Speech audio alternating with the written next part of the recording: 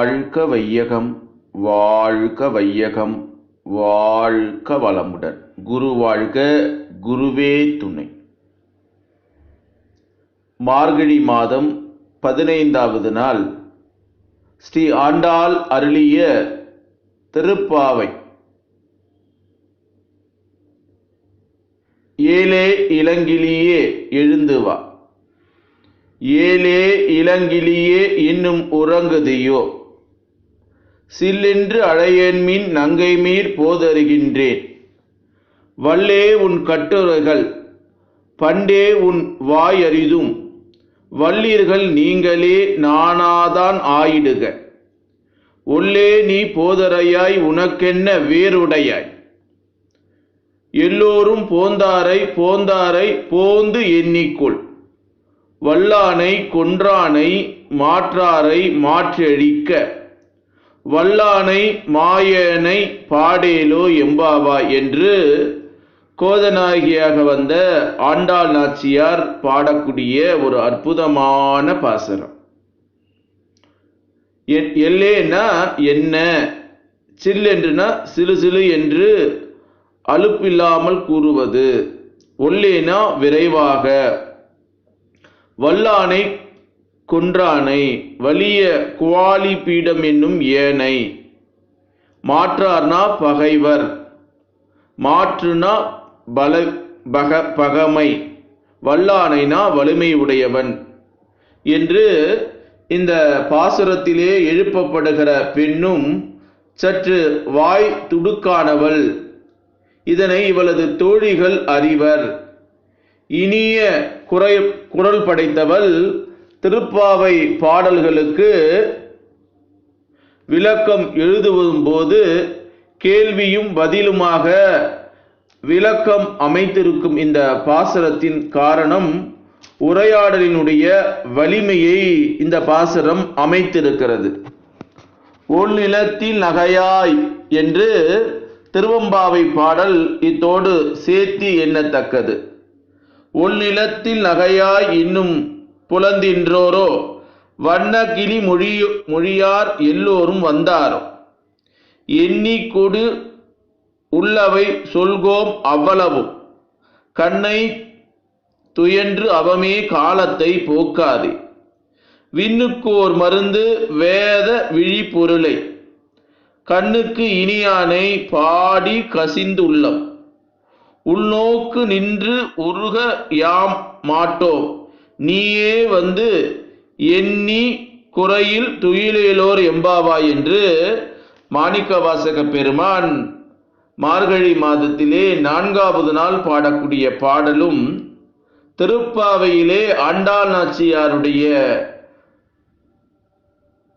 பாடலான பாசுரமான அந்த 15வது பாசுரமும் ஒன்றுக்கொன்று சேர்த்து எண்ணத்தக்கது. என்னம்மா சின்ன கிளி போல் அழகும் குரல் பலமும் படைத்த பெண்ணே, இன்னும் உறங்குதியோ? அவள் பெண்களே என்னை சிறு சென்று அழைத்து ஏன் தொந்தரவு செய்கிறீர்கள்? இதோ வந்து கொண்டிருக்கிறேன். நீ பேசுவதில் வல்லவள், இது எங்களுக்கு முன்பே தெரியும். அவள், நீங்கள் தாமா வாய் பேச்சில் வல்லவர்கள், போகட்டும், எதற்கு சண்டை? நான் வாயாடியாக இருந்துவிட்டு போகிறேன், விரைவாக வா, உனக்கென்று என்ன தனியான பாதை?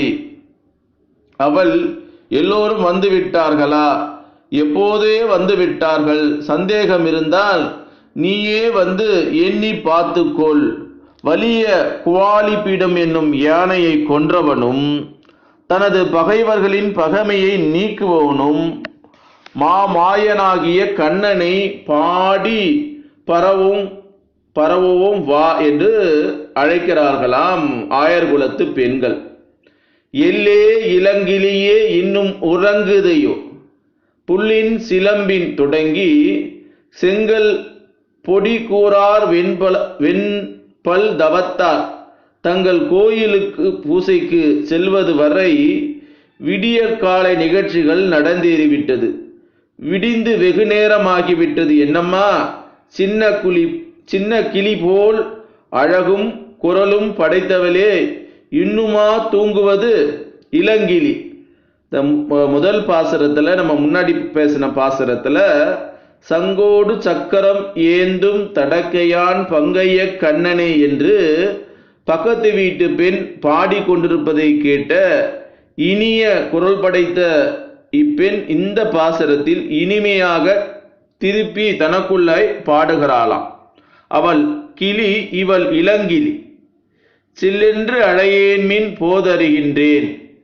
மார்கழி கூதல் அந்த கூதல் பனி ஒரு சிலுசிலுப்பு, இதிலே நீங்கள் வேற சிடுசிடுக்கிறீர்களா என்று உள்ளே படுத்திருப்பவள் அங்காளாய்த்து கொள்கிறாள். அவள் கண்ணனை மனதுக்குள்ளாக எண்ணி அந்த அனுபவத்திலே திளைத்திருக்கையில் கண்ணனிடம் ஈடுபாடு மிகவும் மிகவும் உடைய தோழியர் அழைப்பும் அவளுக்கு தொந்தரவாயிற்றான். இங்கே வியாக்கியானத்தில் சுவையான ஒரு குறிப்பு. பட்டர் என்ற பேரரசன் அவனது விரிவுரை காலட்சேபம் கேட்டு பிணிக்கும் தகையாத திருவரங்கத்தில் உரை நடைபெறும் போது ஆலய உற்சவர்களை ஒட்டி செல்வர் இந்த இறைவனுக்கு உலாவுக்கு முன்னர் நகர்வலம் வருவார். எழுந்தருளும் போது அவரது பெருமையை கருதி காலாட்சேபம் கேட்பவர் எழுந்து வணங்குவர். வணங்கினாலும் அந்த செல்வர் வருகை கூட பட்டர் உரைக்கிடையிலே அஸ்பாயம் ஒரு தொந்தரவாக அவர்கள் கருதுவார்களா. அத்தனை ஈடுபாடு பட்டர் உரை கேட்பதிலே. போதறிகின்றேன், கூப்பிட்டால் உடனே வந்து விடாமல் வருகிறேன் என்று குரல் மட்டும் கேட்கிறது. வருவதற்கு இத்தனை நேரமாகுமா? கண்ணனை தாய் அழைப்பாளாம். அவன் வருகிறேன் என்று கூறி வராமல் போக்கு காட்டுவானாம். போதார் கண்டாய், இங்கே போதார் கண்டாய், போதறியன் என்பதை போதார் கண்டாய் என்று பெரியாழ்வார் தன்னுடைய திருமொழி பாடல்களிலே பகவான் கிருஷ்ணனை பற்றி பாடக்கூடிய ஒரு பாடல். வல்லே உன் கட்டுரைகள். முதல் பாசுரத்துல பார்த்த பெண் போல இல்லாமல் இவளோ பெண்கள் கூட்டத்தில் வக்கணையாக பேசி திட்டங்கள் வகுப்பவள், செயலில் காட்டவில்லையே என்கிறார்கள். உன் வாய் வீச்சு நாங்கள் எத்தனை காலமாக அறிந்து வைத்திருக்கிறோம். வள்ளீர்கள் நீங்களே நானேதான் ஆயிடுக. வாயாடி என்று அழைக்கப்பட்டவுடன் உறங்கிய பெண்ணுக்கு சொல்ல முடியாத கோபம், ரோஷம் வந்துவிட்டது. நானா வாயாடி, நீங்கள் தான் வாயாடி என்று இளம் பெண்களுக்கு உரிய முறையில் சொல்லிவிட்டாள். பின்னர் இது மேலும் நீ வாயாடி நான் வாயாடி என்று நீளுவதை அவள் விரும்பவில்லை. இரு கையை தட்டினால்தான் ஓசை, இரு கைகளை தட்டினால்தான் ஓசை. நானே வாயாடியாக இருந்துவிட்டு போகிறேன் என்று தனிந்து பேசுகிறார். உள்ளே நீ போதறையாய். நாங்கள் வாயாடி என்று அழைத்ததை தங்கள் தோழிக்கு மன வருத்தம் தந்துவிட்டது என்பதை தோழிகள் அறிந்து விட்டார்கள். சீக்கிரம் வாடியம்மா, என்னவோ உனது நடவடிக்கை இன்று புதிதாக இருக்கிறதே. நாம் அனைவரும் ஒன்றாக பாவை நோன்பு நோக்க போகிறோம். எல்லோரும் போந்தாரை எண்ணிக்கொள். எல்லோரும் வந்து விட்டார்கள். இதிலே ஒரு நயம், ஒரு தோழியரில் ஒருவர் குறைந்தாலும் அது குறை. மணி மாலையிலே ஒரு மணி குறைந்தாலும் குறைதான். அப்படித்தான் பக்தர் சூழத்திலும். எனவே தான் எல்லோரும் வந்து விட்டார்கள். சந்தேகம் இருந்தால் நீயே வந்து எண்ணிக்கொள் என்கிறார்கள். அடியார்கள் ஒருவருக்கு ஒருவர் பார்ப்பது, பேசுவது, தொட்டு எண்ணுவது எல்லாமே இன்ப அனுபவங்கள். வல்லானை கொன்றானை வல்லானை என்ன இரண்டு வல்லானை வருகிறது. ஒன்று வாலி குவாலப்பீடம் என்னும் யானையை கம்சனால் ஏவப்பட்டு தன்னை கொல்ல வந்த வலிய யானையை சின்னஞ்சிறு வயதிலே ஊரார் காண அதன் தந்தத்தை முறித்து ஆயுதமாய் கொண்டு கண்ணன் கொன்றான். அந்த வீர செயலை பேசுவதில் பக்தர்களுக்கு ஒரு ஆனந்தம். மாற்றார்கள் இவனை அடிக்க திட்டம் தீட்டுவார்கள். இவனோ அத்திட்டத்தை மாற்றி அவர்களை வென்று விடுவான். இவன் விரும்புவது அவர்களது விரோத பாவத்தை மாற்றத்தான். அது முடியாத போது அவர்களை அழித்து அதை சாதிக்க நேரும். அத்தகைய வல்லான் அவன். கண்ணனை ஆச்சாரிய செயல் செய்பவன் தான். ஆனால் கோபியர்களோ அவன் ஆயர்தான் அவனை பாடி பரவுது அவர்கள் வேலை நோன்பு எல்லாம். இந்த திருப்பாவினுடைய உயிர் பாடல்களில் ஒன்று இது. பின்னால் வரும் 29வது பாடல்ல சிற்றஞ்சிறுகாலே வந்துன்னை என்பது இறைவனுடைய பெருமையை பாகவத விஷயத்தை கூறுவதாகவும், இந்த பாசரம் அடியார் பெருமை பாகவத விஷயம் கூறுவதாக நானாசிரியர்கள் உரையாசிரியர்கள் அழகிய மலவாள பெருமான் நாயனார் என குறிப்பிடுகிறார். நானேதான் ஆயிடுக இந்த பாசரத்தில் உயிரான வரி. இது நாம் செய்யாத குற்றத்தை தன் தலைமீதே யாரேனும் சுமத்தினால் அதை பொறுமையுடன் ஏற்க வேண்டும் இன்றி பிறர் மீது பழி கூறக்கூடாது. ராகவன் கானகம் சென்ற கொடுமைக்கு ஒரு சிறிதும் காரணமாகாத பரதன் பிழை முழுவதும் தன் மீது ஏற்றுக்கொண்டதை இங்கே குறிப்பிட்டு அந்த பண்பை நானேதான் ஆயிடுக என்ற தொடர் குறிப்பதாக பெரியோர் கூறுவார்கள். இந்த பாசரத்துல திருப்பாவினுடைய முதல் பகுதி நிறைவு பெறுகிறது. முதல் 5 பாசுரங்கள் முன்னுரை, 6 முதல் 15 பாசுரங்கள் பக்தரின் பள்ளி எழுச்சியை சொல்லக்கூடிய ஒரு அற்புதமான பாசுரம். 16வது பாசுரம் முதல் பகவானுடைய பள்ளி எழுச்சி ஆரம்பமாகிறது.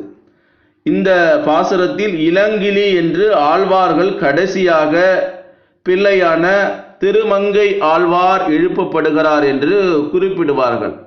மூத்த கிளி நம்மாழ்வார் என்றும் அவரை பின்பற்றி மாறன் பணித்த தமிழ் மறைக்கு ஆரங்கம் கூற அவதரித்தவர் இளங்கிளியான திருமங்கை மன்னன் என்றும் அவரை ஒரு ஒத்த பக்தி பெருஞ்செல்வி பாசுரத்தால் எழுப்பப்படுகிறார் என்றும் கொள்ளத்தக்கது.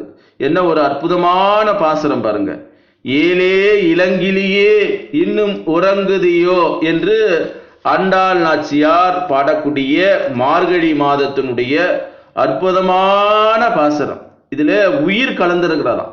மனிதனாக பிறந்திருக்கக்கூடிய அந்த பிரபஞ்சத்திலே நடமாடும் தெய்வமாக இருக்கக்கூடிய நமக்கு உயிர் ஈர்ப்பை கொடுக்கக்கூடிய ஒரு அற்புதமான பாசுரம். யார் இந்த பாசுரத்தை மார்கழி நாளிலே படிக்கிறார்களோ அவர்களுக்கு வாழ்க்கையிலே மகிழ்ச்சி கிடைக்கும். இந்த பிரபஞ்ச ரகசியங்களை எல்லாம் உணர்ந்து கொள்வார்கள். உண்மையான அகப்பொருள் ஞானத்தை அவர்கள் தொடுவார்கள். இந்த பிரபஞ்சத்தினுடைய சக்தியான இறை சக்தியை தனக்குள்ளாகவே உணர்கின்ற மாதம் இந்த மார்கழி மாதம். ஆகவே தான் இறைவனை வணங்கக்கூடிய அடியார்கள், ஞானிகள், ஜீவமுக்தர்கள் அனைவரும் இந்த மார்கழி மாதத்திலே மௌன நோன்பு இருந்து அந்த பிரபஞ்ச ஆற்றலை தனக்குள்ளாகவே வாங்கி கொள்வார்கள். அதனால் இது உயிர்ப்பு நிறைந்த, உயிரோட்டம் நிறைந்த ஒரு அற்புதமான பாசுரம்.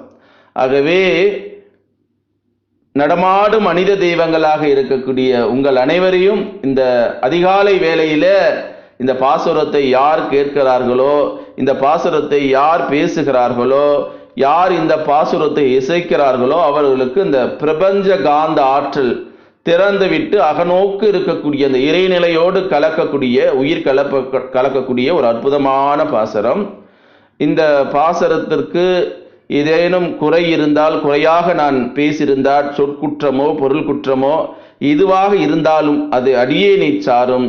இந்த பாடலுடைய உயிரோட்டம், உயிர்ப்பு தன்மை, உயிர் கலப்பு நிறைவு பெற்று அன்னை ஆண்டாளோடு என் மனதை நிறுத்தி அன்னை ஆண்டாளுக்கே எத்தனை பெருமைகளும் சேரும் என்று நான் அன்னை ஆண்டாளுடைய பாதங்களை தொட்டு வணங்கி அடியேனுடைய உள்ளே இருந்து அருள் அன்னையாக இருந்து பேசக்கூடிய அன்னை ஆண்டாளனுடைய பொற்பாதங்களை மீண்டும் மீண்டும் வணங்கி இதே இன்பத்தை வருகிற 11 மாதங்களில் எனக்கும் இதை கேட்பவர்களுக்கும் பாடுபவர்களுக்கும் அருள் அன்னை ஆண்டாள் அவர்கள் கொடுக்க வேண்டும் என்று சொல்லி உங்கள் அனைவரையும் வாழ்க்கையிலே மகிழ்ச்சி, சந்தோஷம், மனநிறைவு பெற்று மகிழ்ச்சியோடு நீங்கள் வாழ வேண்டும் என்று உங்கள் அனைவரையும் வாழ்க வளமுடன், வாழ்க வளமுடன், வாழ்க வளமுடன் என்று வாழ்த்தி ஆண்டாள் திருவடியே சரணம்.